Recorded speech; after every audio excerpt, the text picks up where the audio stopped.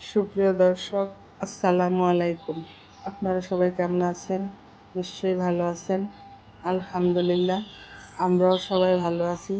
তা প্রতিদিনের মতো চলে আসলাম আর একটি নতুন ভিডিও নিয়ে। কেমন কাটছে আমার আপুদের রোজা? তো দেখতে তারা 10টি রোজা পার হয়ে রহমতের 10 দিন চলে গেল। মাগফিরাতের 10 দিন শুরু হলো। কীভাবে যে প্রতিটা দিন পার হয়ে যাচ্ছে আসলে টেরই পাচ্ছি না। সেদিনে তো মনে হলো এই তো রোজা চলে আসলো, আবার দেখো 10টি রোজা পার হয়ে রহমতের 10টি দিন চলে গিয়ে এখন মাগফিরাতের 10টি রোজা পাড়া দিল। আসলে খুব খারাপ লাগে। আর পবিত্র মাসের পবিত্র দিনগুলো মনে হয় এভাবে ফুরিয়ে যায়। তো এক একটা দিন যখন এভাবে ফুরিয়ে যায় তখন কিন্তু খুব খারাপ লাগে। আর বারবার একটা কথা মনে হয় যে আবার কি এই দিনটা ফিরে পাবো, তা আল্লাহ পাক ভালো জানেন। যাই হোক, সবার জন্য দোয়া করে আল্লাহ পাক যেন সবাইকে আগামী রমাদান পর্যন্ত বাঁচিয়ে রাখে। আর পবিত্র মাহে রমজানের উসিলায় সবাইকে মাফ করে দেয়।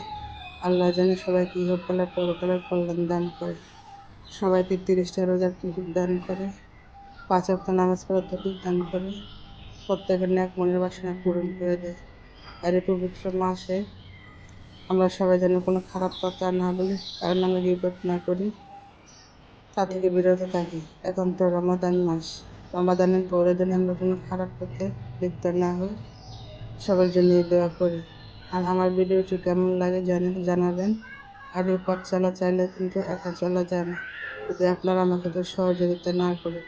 আর এখানে সাকসেস হওয়াটা সম্পূর্ণ ভাগ্যের উপরে। তারপরও বলবো, পরিশ্রম সৌভাগ্যের প্রসূতি। মানুষ বেইমানি করে, পরিশ্রম বেইমানি করে না। আর আপনারা আমাকে ভালোবেসে যাবেন, সাপোর্ট দিয়ে যাবেন।